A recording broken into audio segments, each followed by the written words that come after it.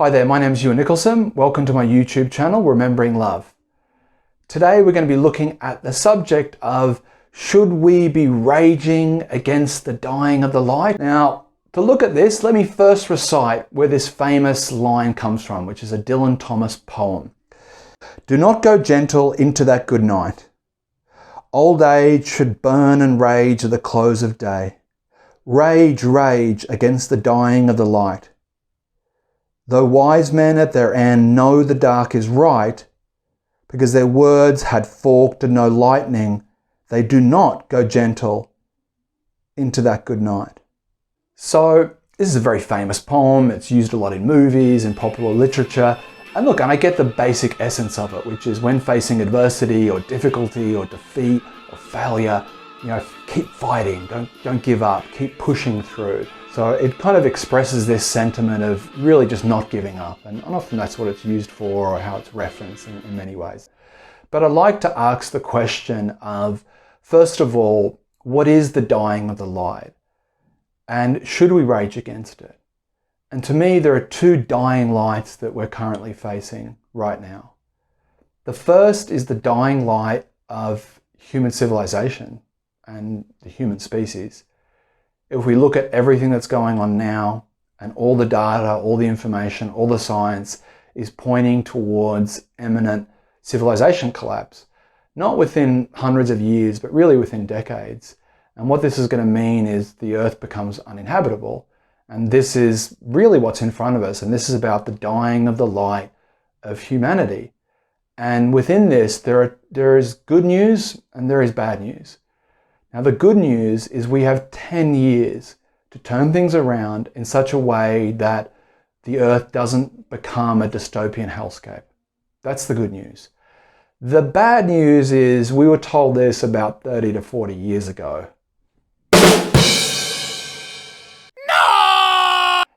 I've been waiting to use that sound effect for a few weeks, so finally I found an opportunity to do so. So jokes about humanity's imminent demise aside, this is a dying light that we're facing. And for me personally, I decided I'm not going to rage against it. I will go gentle into the night. I'm not fighting it. I'm not resisting it. And I have for a long time in my mind. I had a blog. I pushed against it. I railed against it. Like the sun setting, I'm not going to rage against the sun setting, the dying of that light. I really can't do anything about it. And to me, my energy is better put to use by being present with where I am, making a better contribution to what's in front of me, and just accepting it is what it is. It's not okay, and I can feel bleak at times, but I find it's easier to be accepting of this than it is to really push and fight against it, because I'm only fighting stuff in my mind. It's not really a real fight. It's just a kind of a mental struggle with how much of my identity is invested in civilization, in this culture, and the idea of it all ending, and brutally, most likely, is a harrowing thought for my children, for everyone. But at the same time, it is what it is, and that dying light I am choosing not to rage against. Now, there is a second dying light that I'd like to kind of talk about, and it's a dying light that affects all of us, that affects you watching this video, it affects me. And it is the imminent extinction of myself, that I am like an albino unicorn, for me at least, that I am a rare species of Ewan Nicholson. There's only one of in 7 billion, that there'll only ever be one of, genetically, psychologically, emotionally. And this species of Ewan Nicholson is facing its apocalypse, one way or the other, whether I get hit by a bus tomorrow, or whether I die of cancer 40 years from now, whatever it is, either way, between here and there, I'm out of here. And Ewan Nicholson will go extinct. And that is a dying light that is inevitable, that I can't change, that will face me one way or the other. That the death of me is something that I can avoid, and I can kind of put it to the back of my mind. Every day I live, it gets a little closer. Now, I don't know how close. I don't know whether it's 24 hours or 24 years, but either way, I'm moving towards it, not away from it. The day I was born, I was moving towards it, not away from it. It's an interesting thing to say, do I rage against that dying light? And for me, why bother? You know, that's just the way it is. So then if we say, look, there's a dying light of civilization that is imminent and in front of us collectively, and maybe there's some wiggle room there, possibly a few miracles here and there, things get turned around.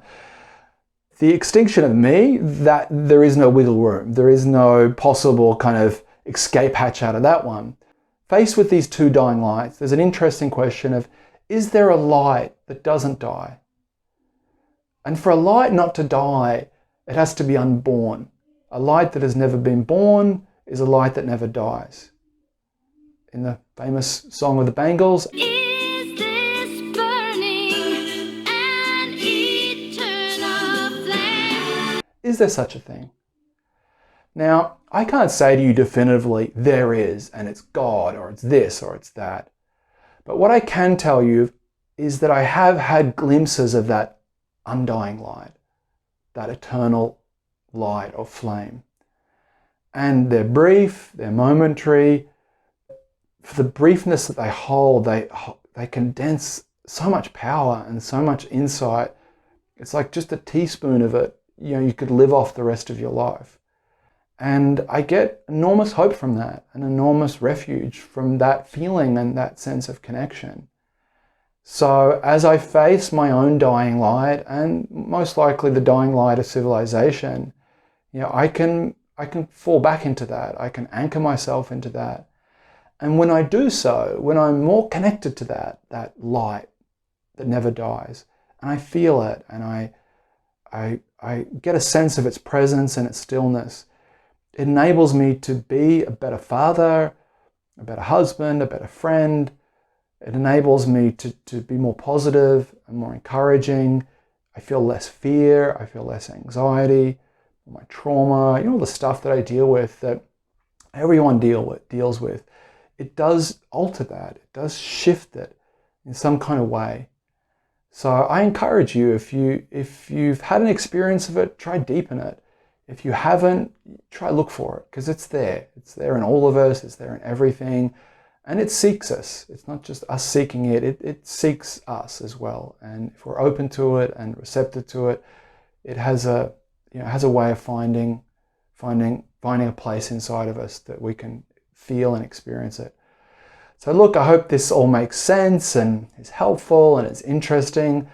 Please come back and watch other videos, like and subscribe. I really appreciate your time, and take care and look after yourself. Bye-bye.